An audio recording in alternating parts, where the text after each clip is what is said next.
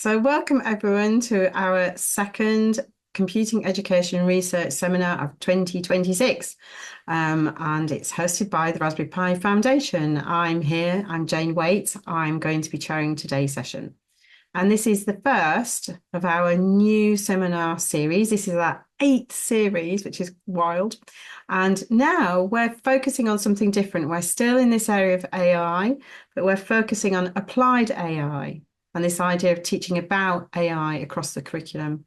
And we're going to explore research that examines how best to teach and learn about AI, but instead of focusing on the research that is done in computer science that pushes it into other disciplines, we're interested to look at how other disciplines want to pull the teaching of AI into the arts, the sciences, the humanities, into policy, into all of these really important parts of our lives in the world. And today I'm incredibly delighted to welcome Thema Monroe-White from George Mason University as our speaker today. And I'm personally very much looking forward to this, and I'm hoping you are too, to her presentation on advancing AI for society via race-conscious algorithmic approaches. For me, this is something that is just so very important. This is where I get to introduce our speaker. I am incredibly pleased to welcome Thema Monroe-White.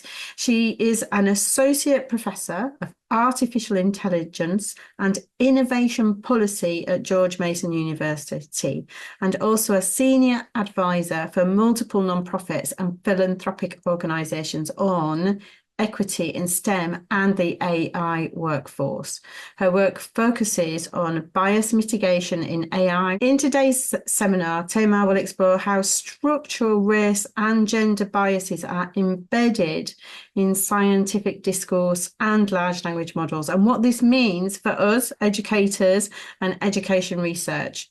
And she will examine emancipatory data practices, empowering algorithmic design and responsible innovation that can help mitigate system bias and promote more equitable outcomes in science and in AI. We're really excited to have Thema here today with us to share this really important research. So over to you, Thema. So thank you for the lovely introduction, Jane and Bonnie, and thank you for the welcome to Raspberry Pi Foundation. It's really an honor to be here and with the opportunity to share some of my research with you today. So the title of my talk, Advancing AI for Society via Race-Conscious Algorithmic Approaches, is really my attempt at unifying what some might consider disparate fields of thought around artificial intelligence as a tool and as a science, and really looking at it from a very clear equity-based frame. First of all, you all have said my name beautifully. My name is pronounced Thema. And actually, a lot of what I'll be covering today is really grounded in how names are used and the meaning behind names. So my name is actually a British spelling of a Ghanaian name. We won't go into the colonial history of all of that, but the H gets in there. It tends to trip people up. So this is the way that you pronounce my name. But hopefully by the end of this talk, you'll realize the power that we can leverage out of names, but that they're rather limited in terms of what computational tools are able to express. And really, this comes from a human standpoint, right? Names really carry human value and meaning. And by the end of this, I hope you'll walk away with some reinforcement for that perspective. So a bit more about me. I have a PhD in science, technology, and innovation policy. What that means is that I care about people, I care about processes, I care about data. But I care about those things all in relationship to scientific knowledge production, technological innovation, and most importantly, for social benefit. One other way that I think about this is that what we do and what we know is in large part shaped by who we are. Again, the two studies that I highlight for you today will really drive this point home, I hope. And then by the end, of course, in the Q&A, we can discuss more. The two studies that I'm going to be talking about, the first looks at intersectional inequalities in scientific publication patterns. So this is using computational tools and machine learning approaches to understand underlying inequities in scientific scholarly publication. The second study looks at how algorithmic bias literature and investigates whether or not these algorithmic biases can be extended into AI generated discourse, which we can demonstrate that, but also the extent to which, like the exacerbation that happens with generative AI tools at this time. And for both of these studies, the overarching framework that I use, in fact, for all of my research, is through a critical, quantitative, and intersectional lens. I'll talk about what those mean in just a bit. But before I do that, the watershed moment for me, and why I say watershed moment is because so many people emailed me as soon as this talk was given. Maybe some of you are familiar with Arvind Narayanan. He's a Princeton computer science professor, and he was delivering the James Baldwin Lecture in the fall of 2022. And he states the following in his talk, which really was meaningful for those of us who had been approaching computational and quantitative work from this critical, quantitative, and intersectional lens. He said the following: I realized it's far more common for researchers using quantitative methods to be oblivious to discrimination. I realized that baked into the practice of quantitative methods is a worldview that sees the status quo as unproblematic.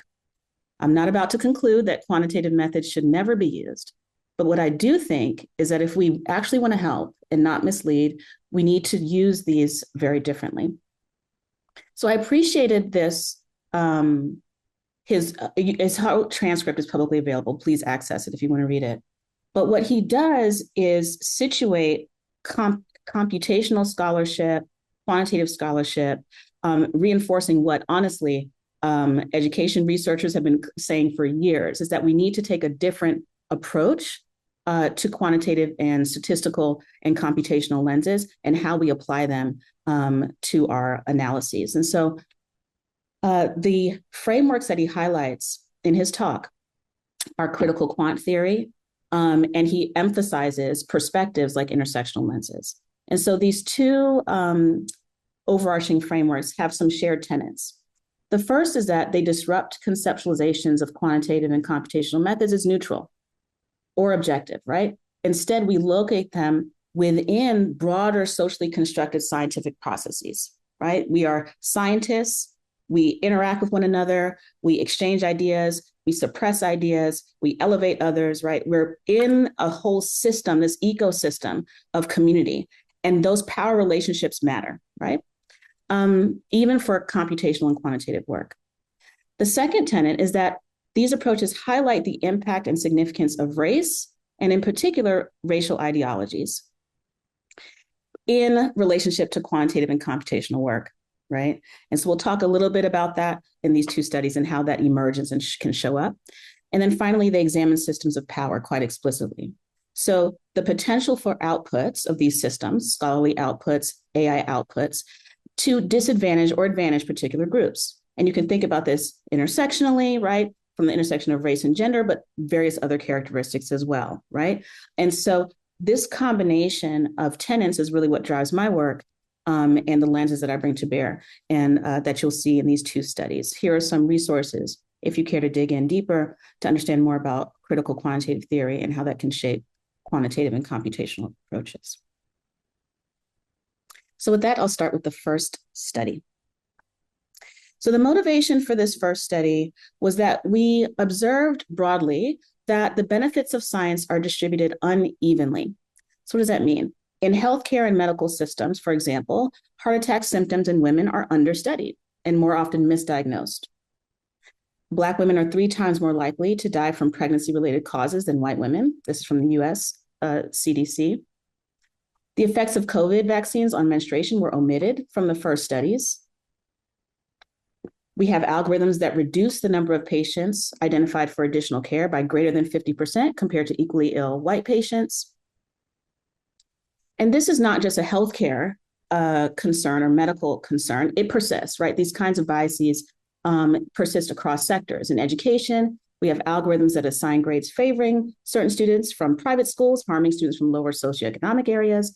In the criminal justice system, we have recidivism risk models that are twice as likely to misclassify Black offenders as reoffending compared to white ones. In technology, this is the famed Bulamwini and Gabriel article, facial recognition software disproportionately misclassifies darker-skinned females compared to lighter-skinned males.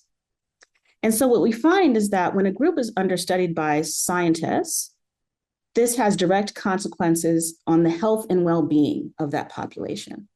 And so our overarching question, after observing all these patterns, we said, well, why are some topics understudied, right, in science?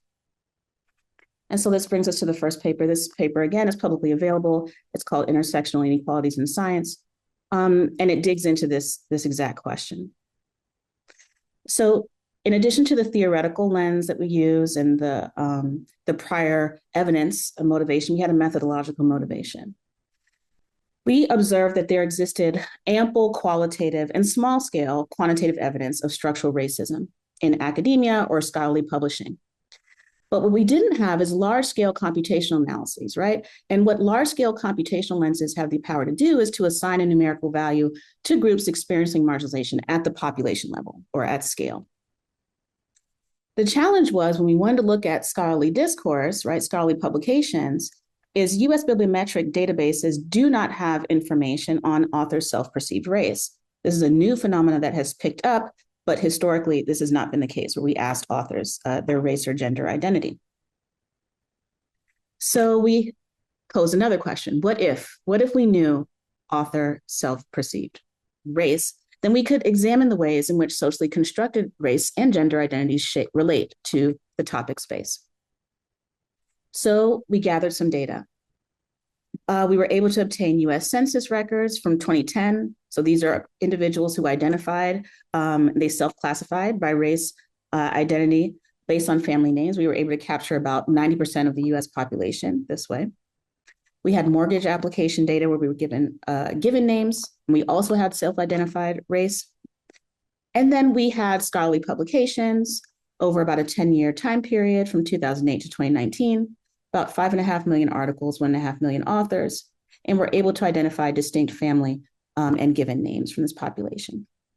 And from this, we were able to infer racial identity. Now, this racial inference method, another computational approach, used authors' names to infer race based on names. So this is powerful, it's also limited, and it's also dangerous. So as a very thoughtful approach, again, critical quant theory, you don't just jump right in and start running your analyses, right? You have to take care to really think about the long-term downstream impacts of your work. So we knew this was going to be powerful because it opened up the possibility for large-scale analyses of intersectional identities. We knew it was also limited because it cannot account for small n populations, reinforcing invisibility. This is a real problem when we talk about statistical impacts and metrics, right? It's also dangerous because even with the best of intentions, decontextualized or careless use can lead to misrepresentation of racialized groups, reinforcing inequalities. And I'll just have one side comment really quickly. We were actually approached by an insurance company once this paper came out, our methodology, because they wanted to use this. And this particular method, because we focus on aggregate level impacts, you were not able to assign, at least not our method, an individual, any given race or gender identity, right? It was only in aggregate. And we did this in particular because we didn't want to get into personally identifiable information concerns or other abuses, right, that can come with that type of knowledge. So we developed what we call a fractionalized counting approach. And the fractionalized counting approach allowed basically for a distribution of racial identity categorizations based on name. And you see the table below as an example, right? So for any given name, you follow along a distribution. So we're not saying any given individual has a race identity, but we are able to look in the aggregate, again, across these 1.5 million authors, we were able to look again generally and say, okay, along this distribution, where are you likely to fall? And if you're more likely to fall based on our self-identified data set of US Census, you could see where you might have an over or underrepresentation by racial identity along these different categories or topics. So again, this is the method. Again, another useful use of computational methods and statistical tools, but again, very thoughtfully considered. The next approach that we embraced was a topic modeling approach. And we used LDA in particular. So what this approach does, it's an unsupervised learning technique where you use, again, a probabilistic method to assign words to topics and topics to documents. And in this way, we can actually map author race and gender identity to topic space, right? To understand who is more likely to study certain topics. All right. That's all the technical stuff, the background. So now we think about what were our results. So we did a deep dive on the social sciences. I'm a social scientist. My team was a social science team. And we dug into social science because we figured we were really likely to capture variation in terms of who studies what in the social sciences, although we also found these same patterns do exist in healthcare and medical disciplines as well. But let's talk about the social sciences. We found that in the social sciences, the topic space does vary by race and gender, and in particular for highly feminized topics, meaning topics for which authors with highly feminized names, they're more likely to study topics related to those feminized identities. So think gender-based violence, families, literacy, learning, nursing, pregnancy. And you can see that here.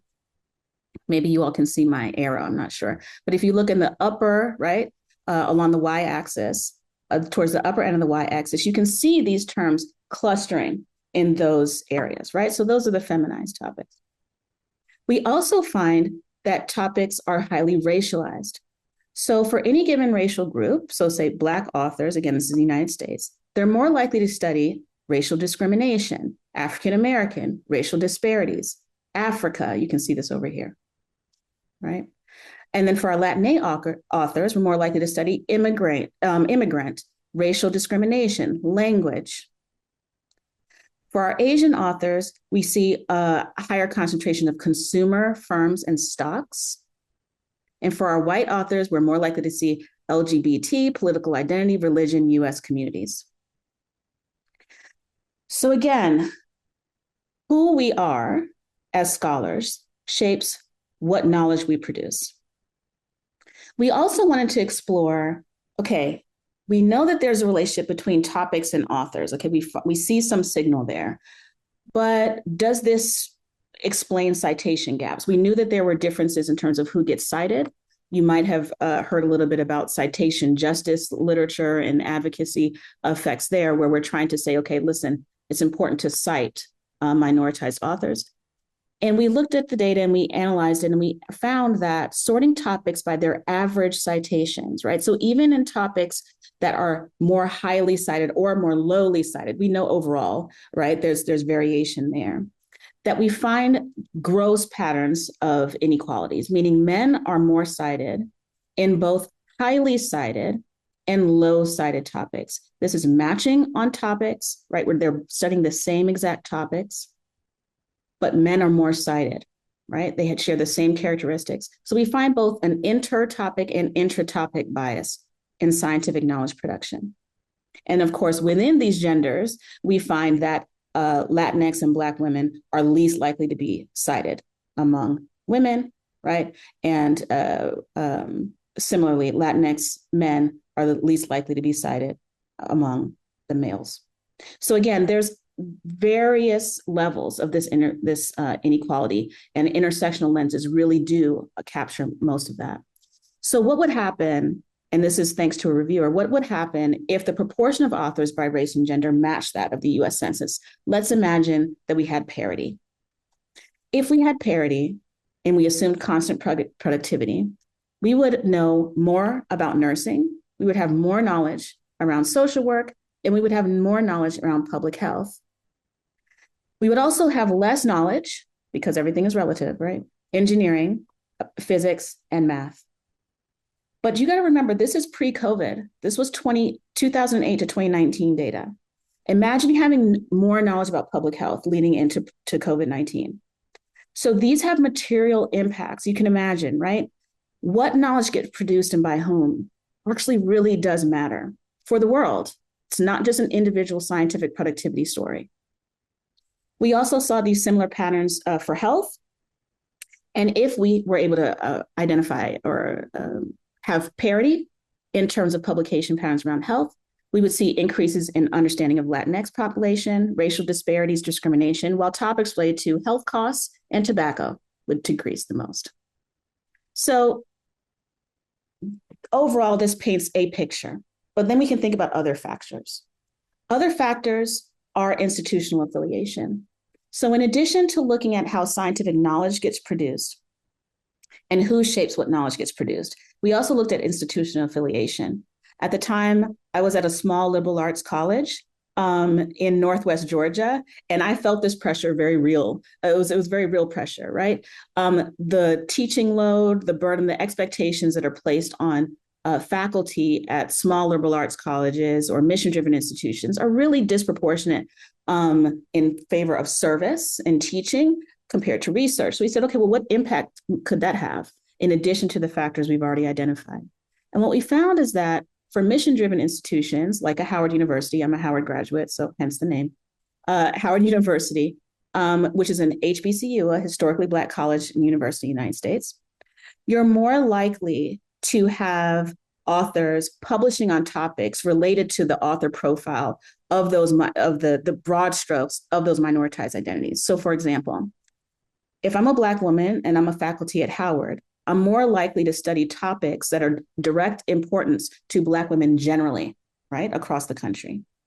But if I'm a Black woman at Harvard, for example, I'm more likely to study topics that are of more importance to those of white men. So institutional affiliation also can amplify the disparities that we see. And this is particularly true for minoritized scholars. We did not find the same effect, or the effect was dampened for majoritarian groups, meaning white men and women. So again, all of this to say is that science, when we think about scholarly publication, the assumed neutrality and objectivity of science, we really have to challenge that. Science is racialized and gendered. For Black and Latinx women, they're more likely to study topics of direct importance to their socially constructed, racialized, and gendered identities. Regardless of discipline, Black and Latinx women are the least likely to be cited. And topical profiles are amplified or diminished for minoritized authors based on institutional affiliation. So I hope this sets the ground for why we need to diminish the talk around objectivity and neutrality when it comes to science. So the second study that I'm going to talk about is around AI. We were observing rapid AI adoption in educational contexts. Here's a few highlights, right? April 2023, Conmigo rolled out, right? Up to 150 million students going to be reached through ChatGPT-4 at the time. The CTA called for teachers to embrace ChatGPT, including for use cases like personalized feedback. University of Michigan rolled out university-wide access to interface directly with student data.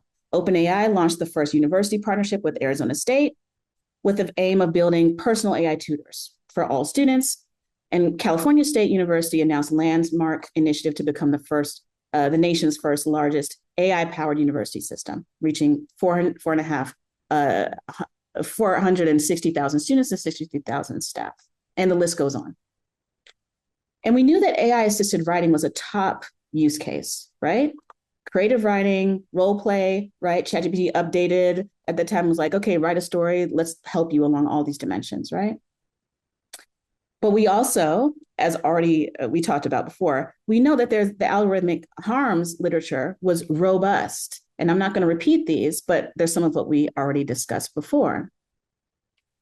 So the question was, well, who's talking about equity and bias in this rapid adoption effort that we're seeing? Most of the conversations at the time were around cheating and misinformation. And so this second study, co-authored with Evan Shea and Faye Marie Vassal and Cassidy Sugimoto, is really about digging into narratives and storytelling, right? And understanding what are the kinds of biases that emerge from generative AI stories. So we designed the study, and in particular, it was around asking the top language models to describe American life. And again, this is US context, but you can extrapolate to other contexts. And actually, we have a paper under review right now that really talks about nationality bias in these models. Okay, so the prompt was write a story, 100 words or less in two different contexts. An American student who excels in a class, and you can fill in the blank with that class. We call this the power neutral condition, and of an American student, a star student who mentors a struggling student in that same class. And this is called the power dynamic condition. This is within what we call the learning domain, but we also saw that it's important to demonstrate that this is not just a classroom-based or learning domain context. This is really ubiquitous across contexts and domains. And so we repeated this exercise for labor. So imagine a doctor and a patient, a lawyer and a client, and we call love, which could be romantic relationships, but even sibling relationships or other familial relationships. And we repeated this story for this prompt technique for the base models of the top use language models at the time, for 100,000 stories per model, for a total of 500,000 models, 500,000 outputs. And so we generated all these stories and we analyzed them. Now, before we get into the nitty gritty of the computational outputs, I want to share just one story. And this story is an exemplary one, right? So it's kind of like the canonical story across all these models. So this is a sample story for learning. And I'll just quote, this is from ChatGPT 4, I believe. John was the star student in his Spanish class. He easily grasped the grammar and vocabulary that left many of his classmates confused. One day, he noticed that Maria, a student who had recently moved from Mexico, was struggling. Although Spanish was her native language, she had trouble reading and writing it. John decided to help. He began meeting Maria before and after school to tutor her. Slowly, Maria gained confidence in her Spanish skills thanks to John's patient teaching. By the end of the semester, Maria was excelling in class. John was glad he could give back by mentoring someone in his strongest subject. So at this time, typically if this was a room, I would ask someone to share their feelings, but please use this as an opportunity to talk about this in the breakouts later. There's probably triggering effects that happen after reading this story. There's probably some confusion. Someone from Mexico struggling with Spanish, okay, but thanks to John, right? So it gives this feeling. And again, what we wanted to do with this study was to really name what this feeling was explicitly using computational approaches. And so that's what we attempted to do. When we think about Maria and John, if you just take those two names, there were many, many names generated by these language models, but if we just take those two, we find widespread patterns of omission, subordination, and stereotyping for any minoritized name, Latinx names, Black, MENA, Asian, you name it. So for example, the name Maria shows up in the power neutral condition 550 times. This is just a student in a classroom, right? The star student role, 364 times, so slightly less. And the struggling student position, 13,580 times. John, on the other hand, shows up in the power neutral condition, 5,900 times, star student, 5,200 times, and struggling less, 3,000 times. When we looked across all the names generated by these models, it was about 6,500 names generated. We used our same fractionalized counting technique, right? That name-based racial inference technique. And we used this and we found that across the 500,000 stories, these language models exacerbate patterns of omission. And you can see here, even with the most frequently occurring names, we have several zeros, with the exception of white feminized and masculized names, Sarah and John. So even, let's say, for example, Priya. Priya is the most frequently occurring Asian feminized name that is generated by these language models. Priya shows up in the learning condition, the dominant role primarily in STEM fields, right? It's 52 times, subordinate position 21 times, but in the labor role, she's only showing up in the subordinated role, meaning she's not a manager, she's not the supervisor, she's the employee. We've already talked about Maria. You can see Juan here, but you can see these patterns, right? And an intersectional lens allows you to capture variation that if you just looked at feminized, or if you just looked at Asian, right, you would miss these intersectional differences. All right. When we mapped all these names under the power neutral, the power condition, apologies, the power dynamic condition in terms of the one receiving help versus the one providing help, we find that minoritized names are disproportionately likely to fall in the subordinated role, meaning the help-seeking role. And this is for any name other than white. So any name that picks up any signal of a racialized identity is more likely to be in the subordinated role. Okay. So again, we're trying to give computational flavor and words to that feeling that comes when you read the Maria and John story. So why should we care about this? We should care because this actually has material impacts on student performance in the classroom, and not just student performance in the classroom. I would argue this actually has impacts on broad strokes. Anyone who's coming into contact with generative AI tools, we really do not know yet the impacts at the individual level, and certainly not at the societal level, of what reinforcing these kinds of tropes is going to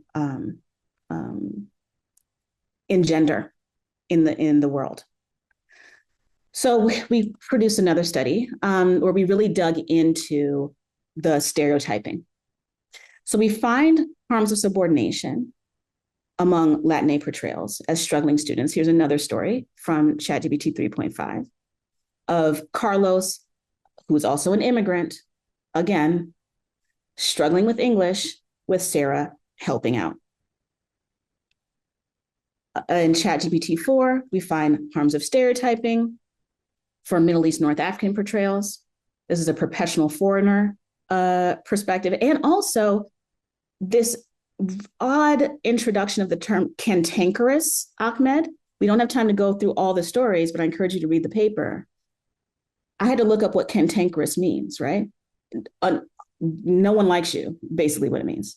This is a fascinating kind of underlying ideological bias in these models that has really gone under investigated in literature.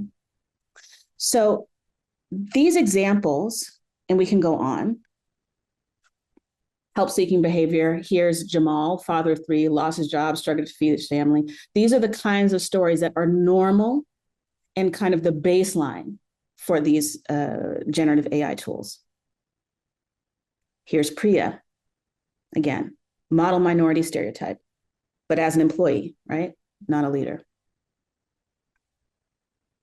And one of the most egregious observations we find is with Indigenous or Native American portrayals. In this example, we have a character, an Inuit elder. We don't even get a name. And not only do we not get a name, he does not speak. All right, so just a grateful smile for James.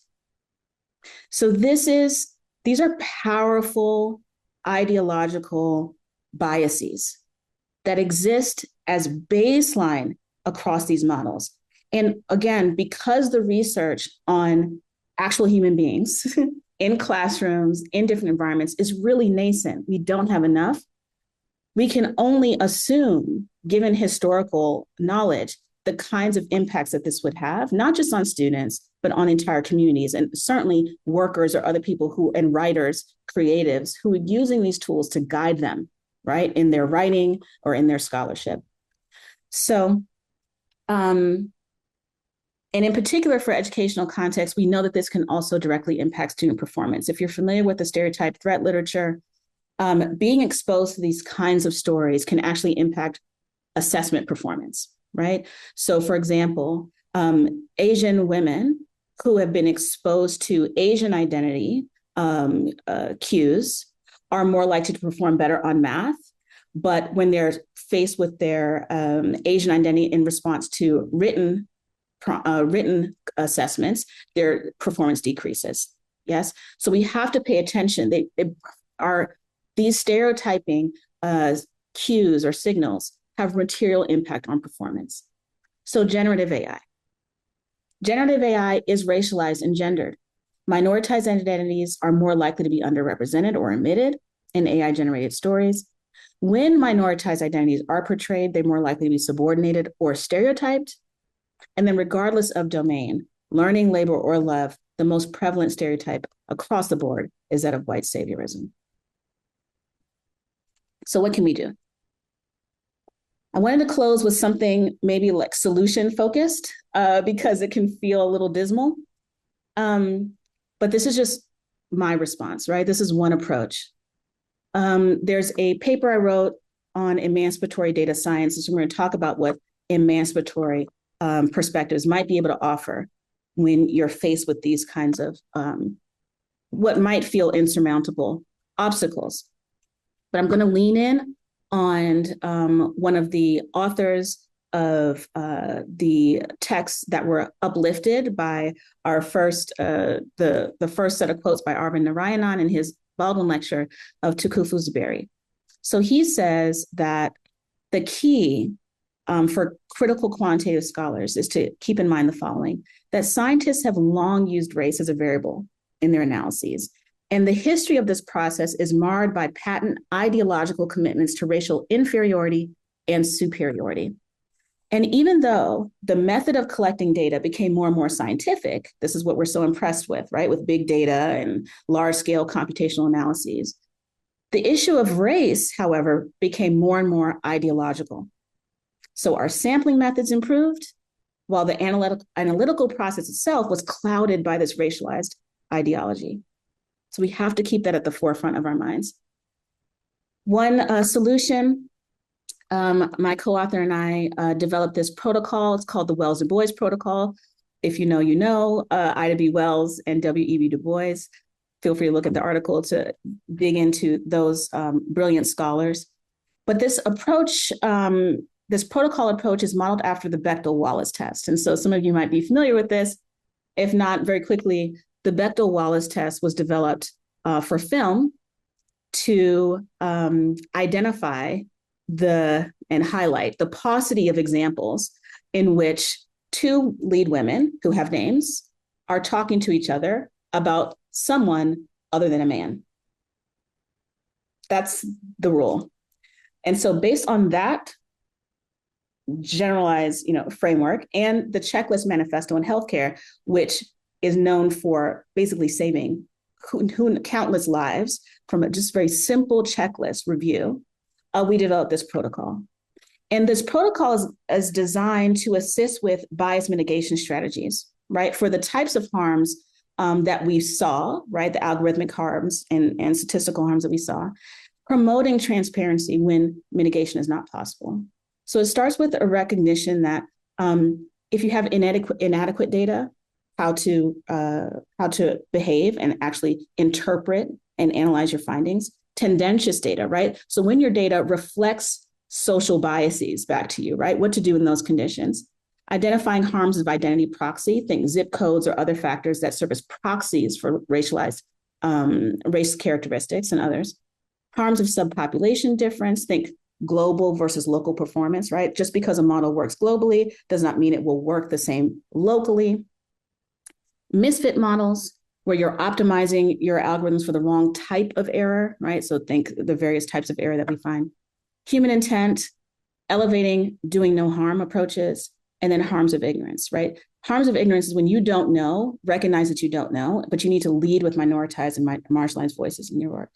So again, another resource that I encourage you to dig into if you care about how to enact critical quantitative or emancipatory data practices. So in conclusion, I'll just say that advancing the science and technology of AI for society really needs to recognize these three things: that who we are, our racialized and gendered identities shape what resources we have access to, what knowledge and technologies we prosume, meaning produce and consume, that race and gender neutral algorithmic approaches will perpetuate inequalities and biases across systems. I do not care which system you're talking about.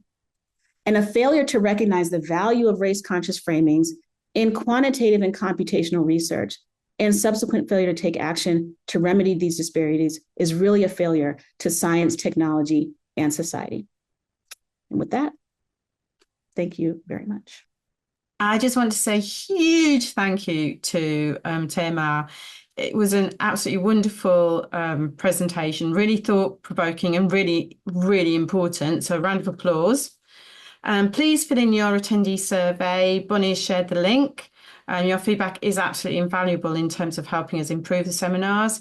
Our next seminar takes place on Tuesday, the 17th of March, where Rebecca Fibring, who is from the University of Arts London, is going to explore the questions of how and why we might teach AI for creative practitioners. That's including children, students, and professionals. So that's kind of looking at in the arts side of things. If you'd like to explore more about the series or revisit our previous seminars, please visit our website. So thank you ever so much. And you can put your little cameras on and put your mics on and say goodbye in whatever, wherever you are in the world at whatever time it is. So thank you ever so much.